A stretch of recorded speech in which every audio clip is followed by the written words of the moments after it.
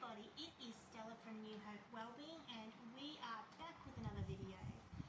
It is another warm day down here in Melbourne today. I hope wherever you are is also a nice beautiful day. And I hope you've all had a really great week.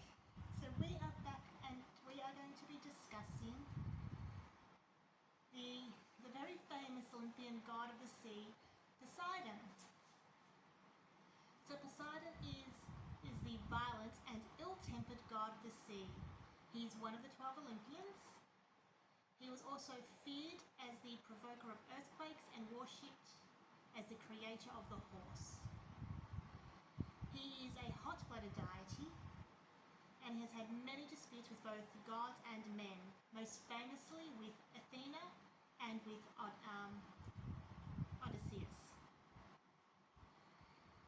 Poseidon's name is very old and its meaning has been lost to us.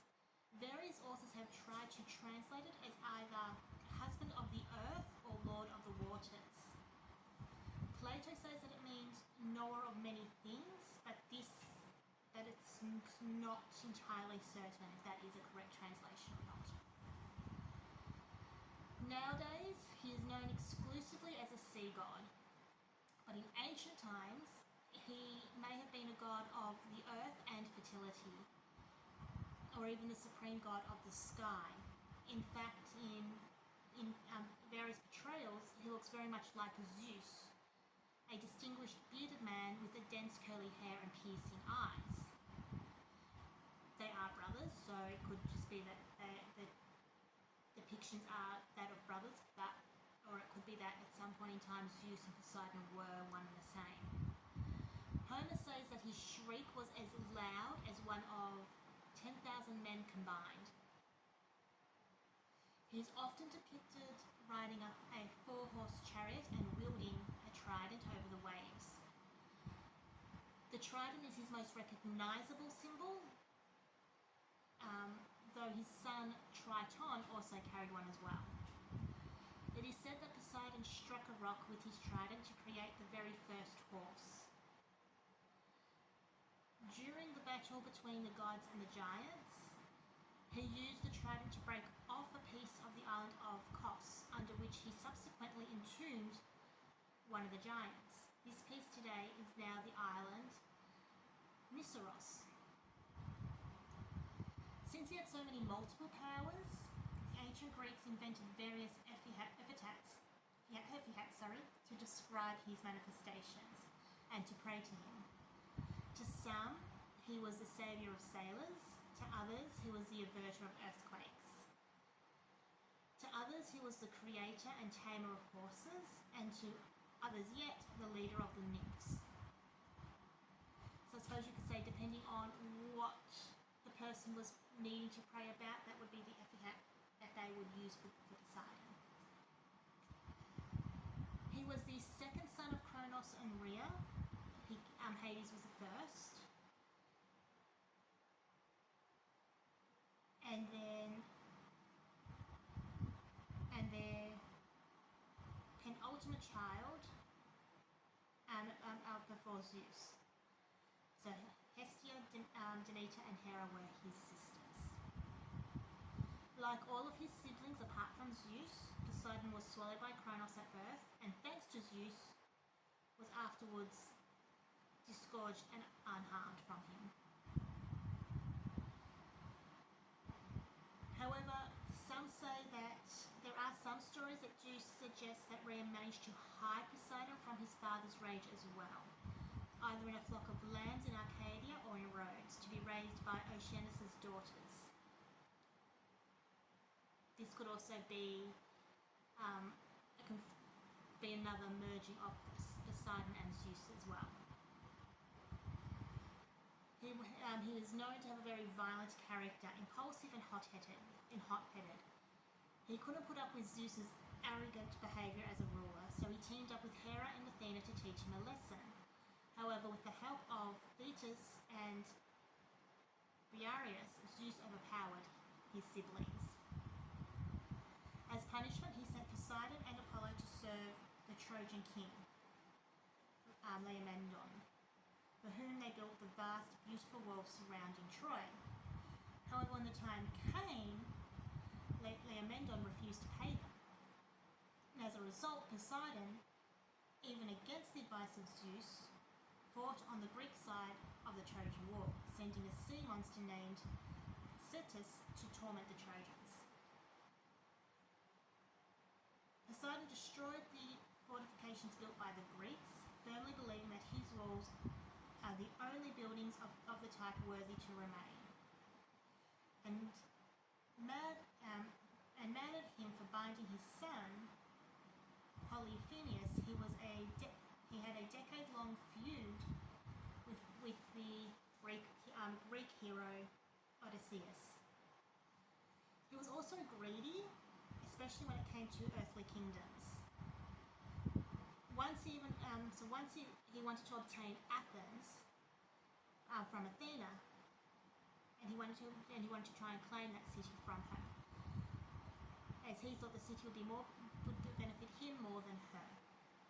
To prove this, he struck his trident into a rock, creating a seawater stream which welled up into the temple of Erechtheion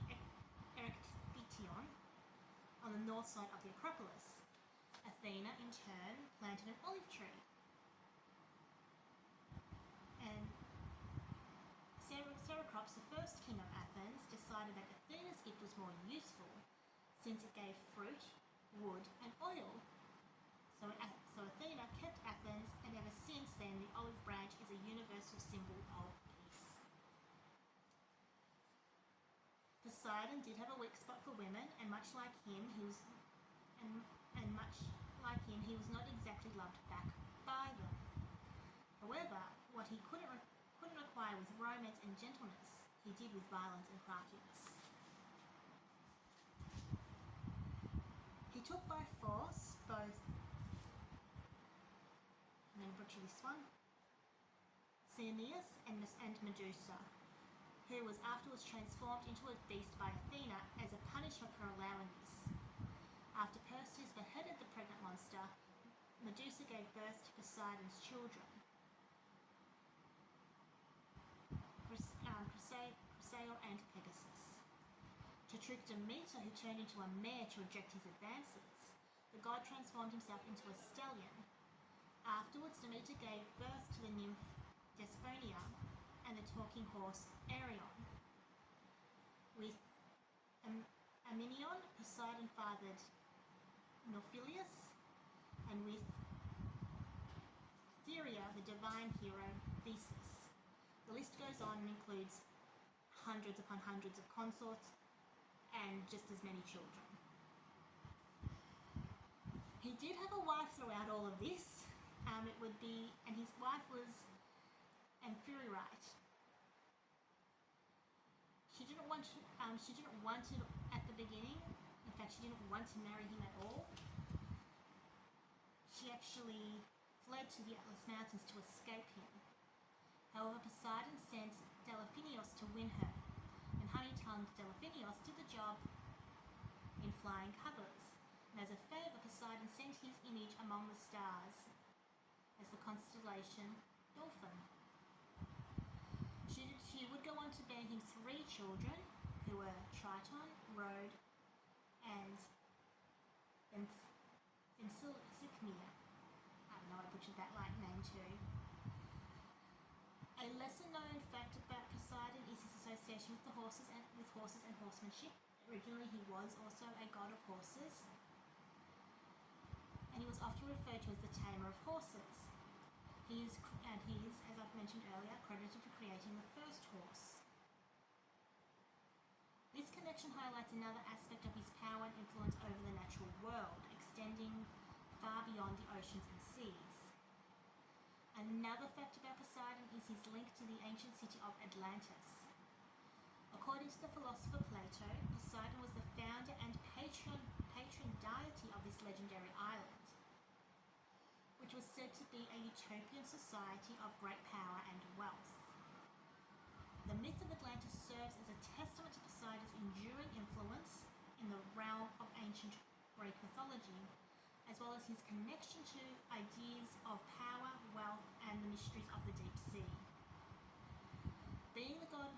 Poseidon was mainly worshipped by those who made the waters their homes, such as sailors and fishermen, who would often pray to Poseidon on a daily basis for safe travels or bountiful nets. He was widely worshipped with numerous temples and shrines throughout ancient Greece. The foremost of these were his sanctuary in Corinth, on the site of the Isthmian Games, and the shrines of Helike and in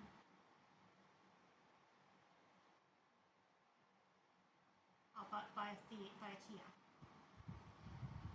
And as I've mentioned earlier, he's often depicted as a mature, muscular, bearded god. He was virtually identical to Zeus except for his attributes of the trident and dolphin. In statues such as the bronze gold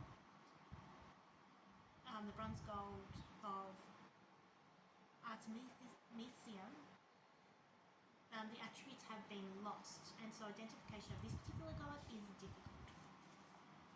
So anywhere where you see the two gods, if one has a trident, that is going to be Poseidon. If it doesn't, that would most likely potentially be Zeus.